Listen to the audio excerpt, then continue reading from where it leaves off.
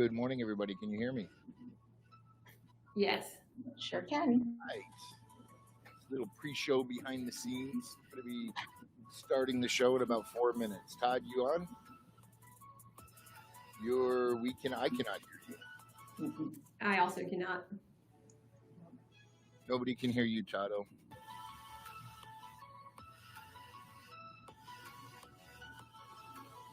How about now? Yep. Much better. Good. Push your fader up. No, I just clicked another button. So yeah, it's a little, anybody who's joined us early, this is like a little bit behind the scenes. This is kind of just practicing here, I suppose, for like a better term, testing our mics and things like that. And we'll be going live here in a couple minutes of what's really going on in the show. So yeah, sort of testing everything. So everybody having a good morning so far? It's a great morning. Yeah, that's cool. A little overcast here in Southern California. I think our June gloom is starting a little early, but that's okay. It keeps things nice and cool. So, Brian's got some music going on in the background, and then this seems to be working. Yeah, good stuff. So basically, what's going to happen is Brian's going to put you off the screen for a minute. I'll do a quick introduction, bring you back on, and then the show's live. And if anybody's like, and then over here, I don't know if we can see it or not, but there's a chat. In the chat area, that's mostly for the participants to chat in, just talk to each other. And then we have a question section down here on the bottom, if you guys can see that. And that would be if anybody comes in and does check questions directly. So what we're going to do after we do this show, the live show, we're going to rebroadcast right away to all the other platforms.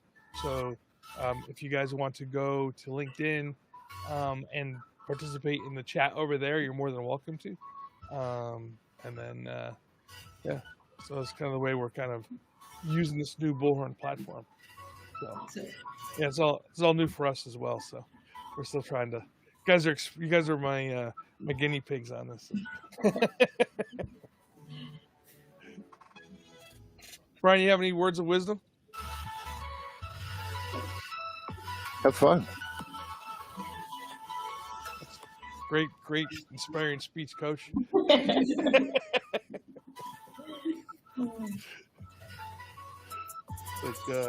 win, yeah. I don't know. I don't think you can lose on a podcast. Oh, there's possibilities on that. we had a guy. The technology. Yeah, it's like we had people that didn't. I'm not talking too much smack because I'm just about a little bit above, but can't find the any key, and we had some people do some, we had a guy that came on, and every time he did something, he was like, and in our store we sell these earbuds, and I'm like, will you stop? I'm like, we're not here to, we also have pens. I was like, oh my god. All right, everybody. It is 9 o'clock. We'll be right back to you.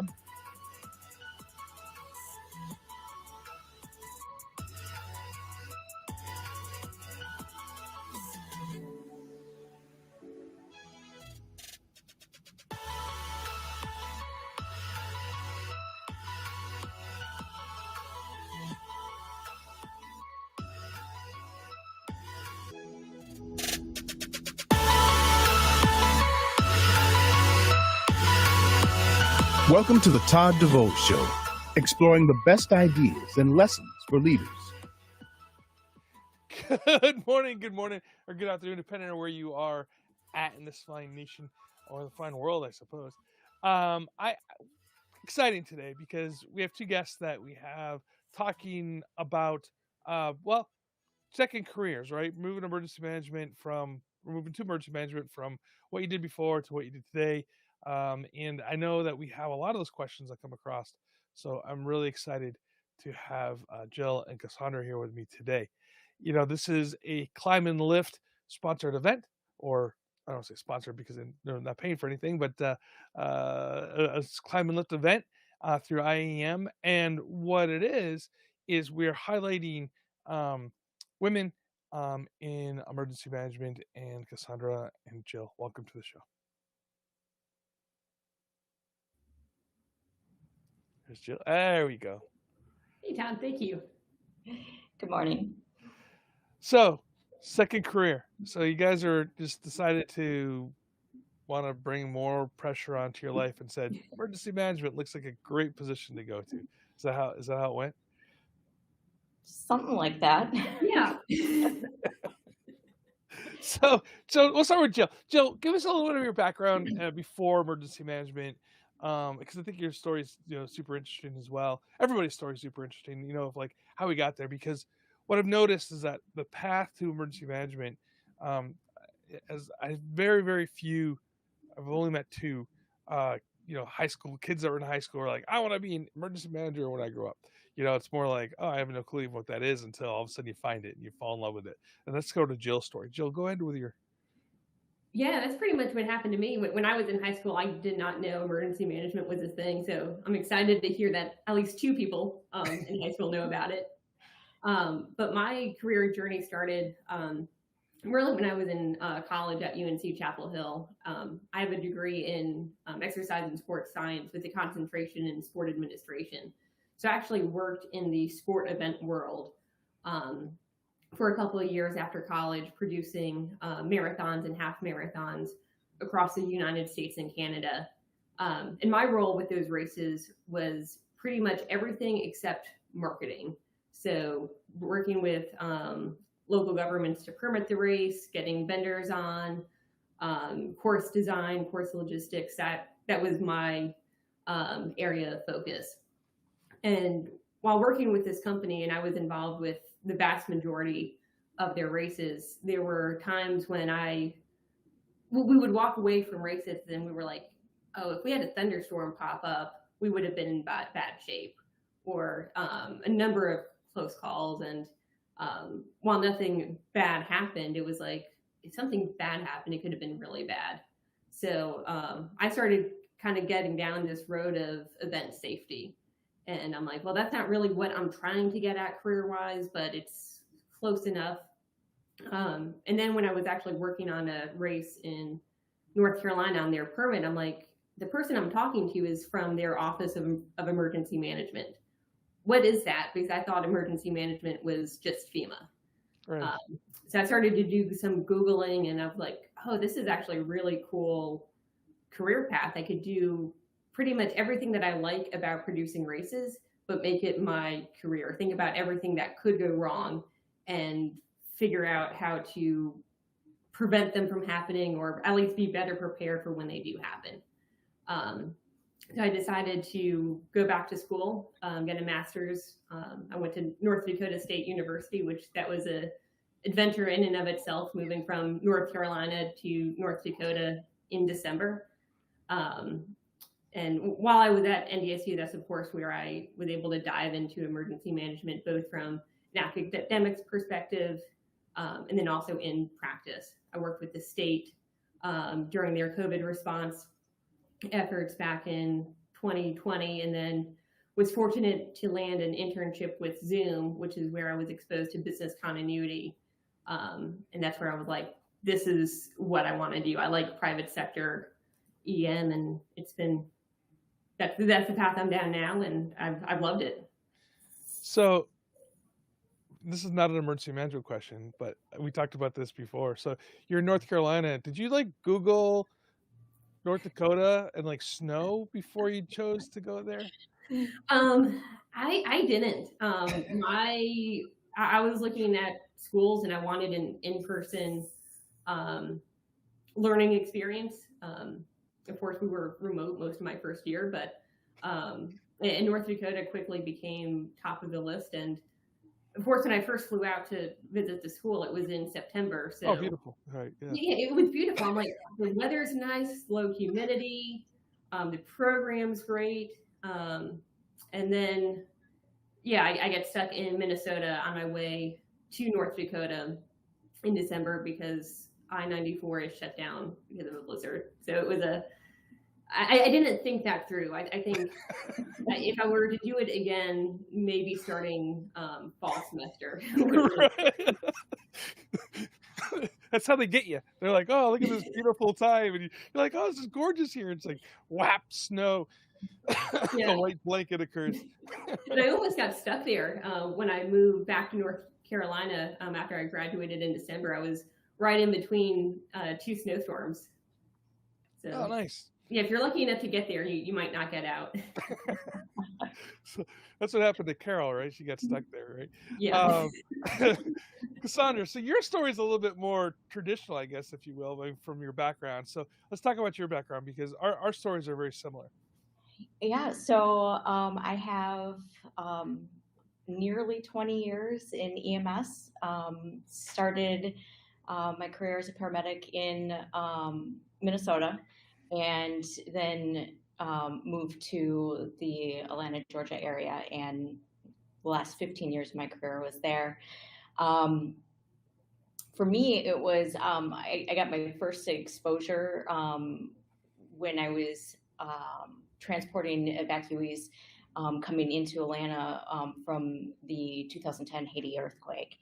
And then again in 2011 when the mass tornado outbreak in the Southeast occurred, watching the way EMS responded really triggered something in me. I didn't understand why it didn't seem quite as organized as it could be. And that really got me thinking about how I could work at improving EMS response, particularly to disasters. And in 2014, I decided to go back and finish out my degree and did my undergrad in emergency management. And then 6 months later, started my master's program and also in emergency management with a focus on planning. And my hope really was to continue with the agency that I was with and strengthening their capabilities to disasters. But that was not in the cards for me. However, I did get a lot more exposure with them. I had great opportunities, like working with Georgia Emergency Management, evacuating the vulnerable population off of the Georgia coast during hurricane season. I also got to work with the Atlanta Braves and at their stadium during concerts, other events, baseball games, in their in-game operations center as med ops. So I had great opportunities, just wasn't able to transition it into what I thought it was that I wanted to do in emergency management. You know, emergency management in the event space is something that I think is underutilized, right? And because I think I've participated in the planning and for concerts, large concerts, and we think of, okay, let's do medical stuff, but I don't know if anybody ever sat down and, I mean, maybe they have, and I might be talking out of turn here, so if they have, please correct me on this, but really sat down and thought about what happens if there's this mass event that occurs. So like the Boston, Jill, with your thing with the Boston bombings, it occurred. You have the mass casualty incident with the Long Beach, with the Los Angeles Marathon that happened a few years ago due to heat. I forget how many patients went out on that, and I mean they had so many. They didn't have enough ambulances on standby to even deal with half the issue. So I mean, do we think about that stuff when we have events? I'm gonna pop back over to Jill since you had that experience. Did you think about mass casualties when you were planning for your races? No, not in that case. I mean, we always thought, let's of course have medical at the finish line, and on the course, because people will pass out after races sometimes. But for an event to turn into a mass casualty event, especially something caused by heat, I don't think that's something that is thought of until it happens. And then at that point, it's like it's too late, and you might be more prepared for the next event, but you're not prepared for the event today. Right. And Cassandra, same question. When it comes to, like, you did med ops at a baseball game. I mean, there's 35,000 people running around that stadium. I mean, there's potential for chaos, right? Oh yeah, and there is some planning that goes in. Now, luckily, in the stadium, they did actually do quite a bit of planning. But I have worked other events where there was really no planning. EMS medical needs was an afterthought, and that's what kind of got me. And I saw that as a huge risk that was just not ever being addressed. My hope is that begins to change, Right. But I'm not seeing much progress at this time. I mean, what was it? Just a couple. What was it? I don't know. My timeline's off. I'm really bad with timelines.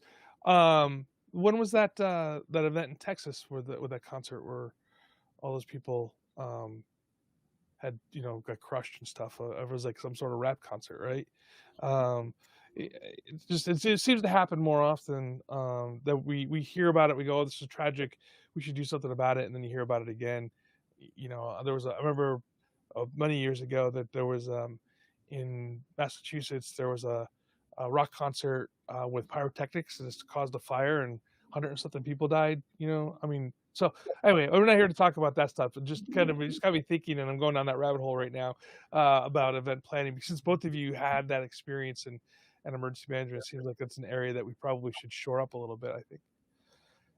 So transitioning. So Jill, you transitioned, you went to school, you got a internship, which got you to where you are today.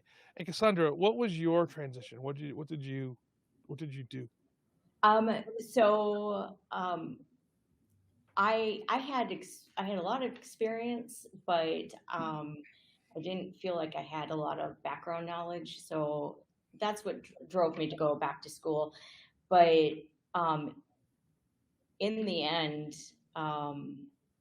my transition was really like pulling off a Band-Aid. I was not going to be able to get as deep into EM as I wanted to in my career, so I just had to take that leap, and I did. I left my job. I didn't have another job. I just knew that if I didn't do it, I was too comfortable where I was. So if I didn't do it, I wasn't going to ever do it. I had been applying here or there to things that piqued my interest, but I realize now that even in my interviews, I was not showing the passion that I had. It was more of just going through the motions, because I was afraid. I was going to walk away from something that had been my life, and that was scary. But in the end, it's probably been the most rewarding thing I've ever done. I think it's funny how people, and I'm one of them, right? So it's not like I'm throwing any rocks. In the emergency, in the public safety arena, how we identify so closely with our jobs. Like when see people go, oh, tell me about yourself, and the first thing you go, oh, I'm a paramedic, I'm a cop, I'm a firefighter, I'm a, you know what I mean? Like it's never like, oh, I like to go, fishing on, weekend afternoons. It's that it's always like, this is what we do, and it's just, you go to somebody you go to a public safety personnel's house, and around their house they have like, there's always something that shows, and I mean I laugh at myself because it's behind me, right? You know, Perfect. it's like there it is, bam, in your face, like of what you are. Um, yeah, so I understand that transition. And Charlotte, who commented down here, Charlotte started in EMS as well, and I found that new EMs often move around where a lot, and it's about chasing the opportunities where they are, or maybe different regions present different challenges. So, Jill, you moved from North Carolina to North Dakota to just for to chase his dream. And now you're in the public or private sector. What has been your experience on that transition from doing what you thought you were going to do as a college student to where you are today? Yeah, it's actually been great. And I think North Dakota was never on my list of places to move to.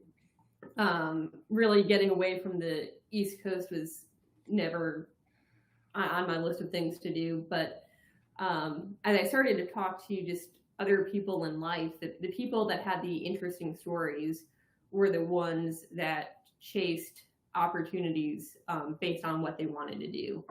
And so that's part of the reason why I if there's an opportunity in North Dakota, I'm going to go for it.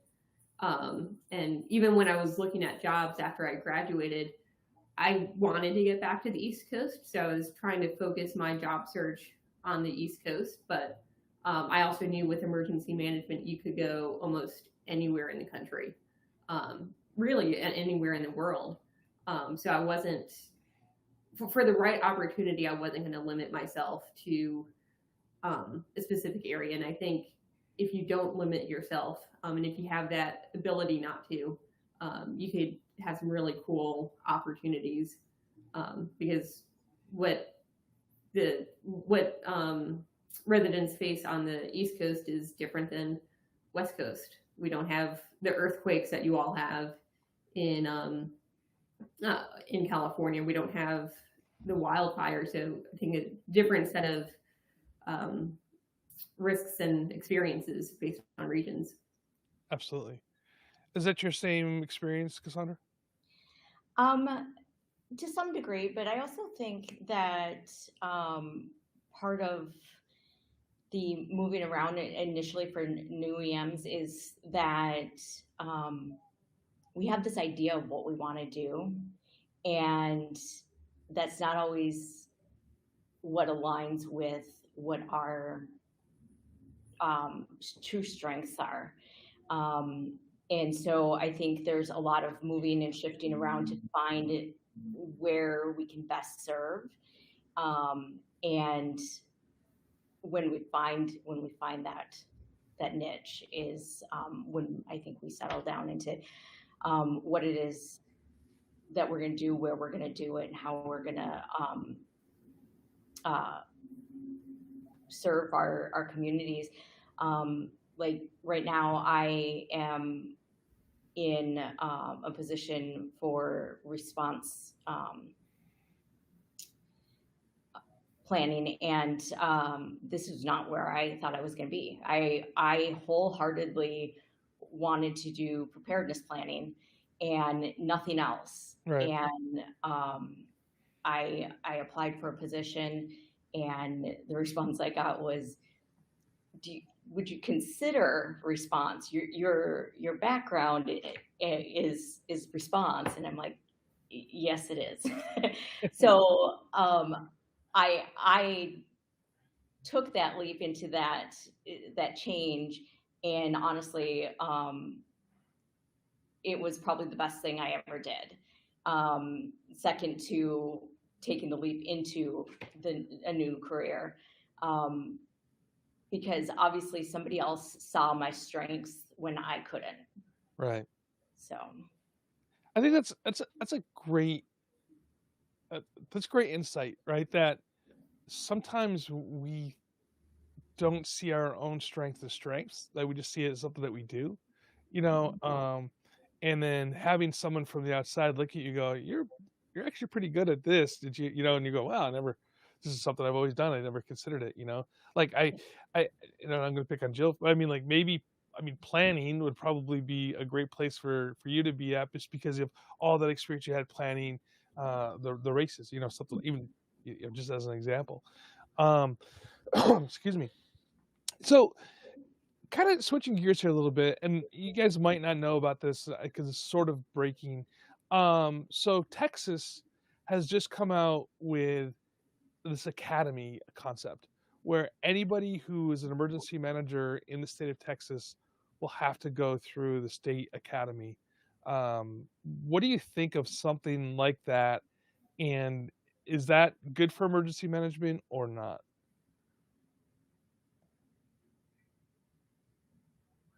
Good, either way. Yeah, I'll pick on one if you want me to. It's like being at school. All right, don't raise your hand because you don't want to be the first one. Cassandra, go with you, because since you had the experience in public safety.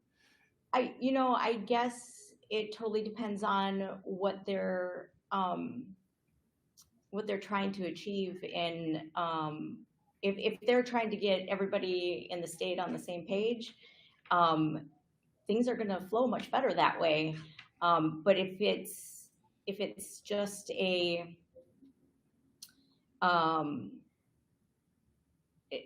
not really thought out, not really something that's going to be implemented, and it's just pushing people through more courses that they don't really retain anything from, it's kind of a waste of time. Jill.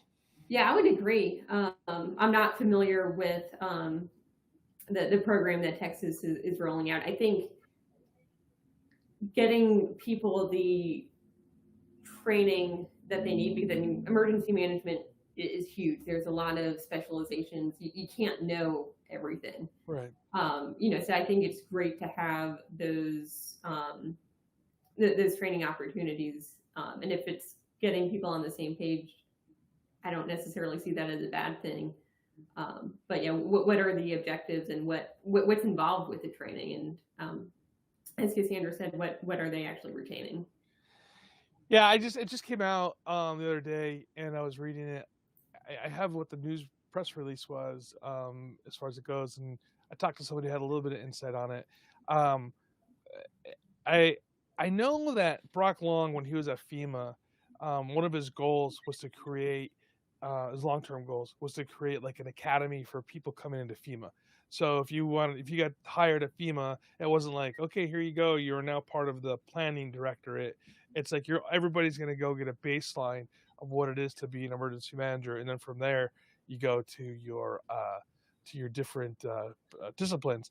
And I guess in that case, it's more along the lines of like a military, not military boot camp in the sense of the physical side of it, but the military boot camp of everybody understands what it is to be in that branch of the service, and then you go do your job, whatever your job is past that, right? So if you go to Navy boot camp, everybody knows what it is to be a sailor. Marines, everybody knows what basic Marines are, that type of, Army, Air Force, Coast Guard, whatever. And I guess in that sense, I think it's great. But I started thinking as it's transitioning, right? Would that be weird for you guys to be like, all right, I want to be an emergency manager. I've been on the job as an EMS for 25 years or whatever, and then now I'm going back to like a basic academy with a bunch of people who've never worked in the field and doing anything. I mean, is that a good thing or a bad thing with that, having that people transitioning to have to go through basic academy? So I think that it's not a bad thing. Just because somebody doesn't have what we would view necessarily as traditional experience in emergency management does not mean that they don't have experience or have something of great value to add. That's one of the great things about emergency management is that you can take any background, any knowledge, and it applies somewhere. Mm-hmm. And the more you expose yourself to other disciplines and the knowledge of other people, the better you're going to be at what it is you're trying to accomplish. Jill, what do you think on your end? If they said, okay, before you could call yourself an emergency manager, you have to go through this, this is 8-month academy. Yeah, I think if I were to go public sector, I would understand it a bit more. And I think that kind of gets at this long discussion that kind of goes into what you talked last on your podcast last month, was this professionalization of emergency management. And when I think of professionalization, I think it's good to have those state level certifications, those state level academies even.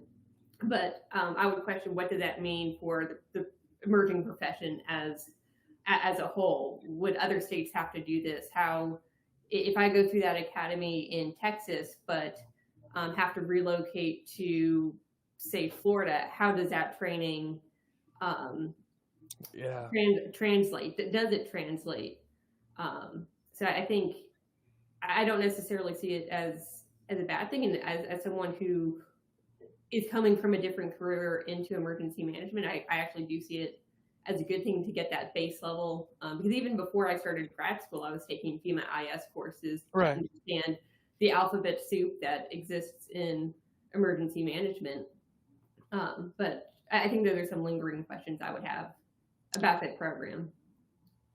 Yeah, I have a lot of questions about the program as well. I just want to kind of bring that up as something that's breaking right now, where a state actually went ahead and made that that academy, which I think is, I have, part of me says this is awesome, I love it. The other side of me goes, wait a second, who's what's the goals of this academy? And I'm going to leave my criticism till I know more about it.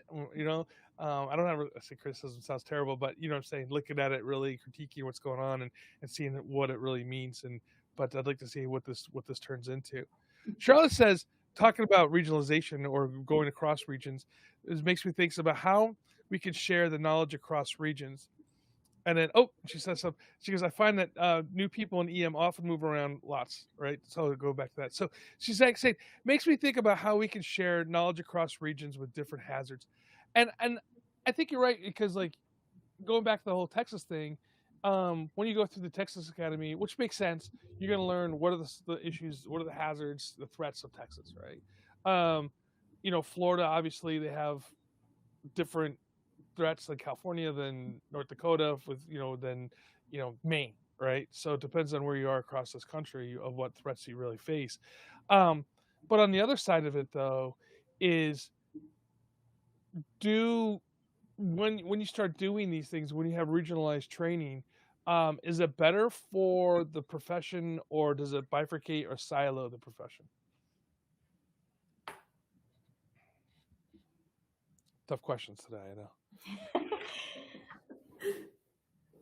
Well, I think it's, if you do regional and you're focusing on what's going to potentially occur in that region, it's going to strengthen the capability to respond and to address the needs for that region. But it does create kind of these silos, and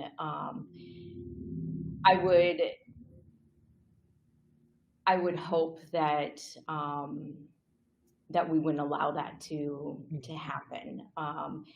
But there are things that, if you're in one region and you're dealing with certain things, you don't know a whole lot about what's going on across the country. But that doesn't mean that we should stop learning about other things that just maybe won't be our expertise. Yeah, I completely agree. I think the way we would handle a hurricane versus a earthquake might be different, but I think there are similar lessons learned that can come out of both events that can be applied across events. So I think that sharing of knowledge should never be inhibited by a silo. All right, I'm going to ask you. This is a tough question here, and we'll leave it right here. There's a debate, the great LinkedIn debate that's going on, of should emergency managers be required to have a college degree or not? Putting you in a spot. So I think having a degree is great. Obviously, I have one. I went back for my own purposes, but I also think that a lot of what we learn is through experience, and excluding people who have immense amount of experience just because they haven't had formal education would be a losing situation for us all. Yeah, I would agree. Education for me personally is super important. I also chose to go back. I chose to go to undergrad. I think for the new generation of emergency managers, those people who are coming into the field as a career first choice, if they can have a college degree, I think that would be awesome. I think that's only going to strengthen the field. But for those people who have been in the field 20, 15, 10 years, if you don't have a college degree and you can't go back because you're working full time and, emergency management, I don't know if your clock ever is off or if you're ever off the clock, it's hard. And you shouldn't, for those people with degrees, we need to learn from those people with experience. So and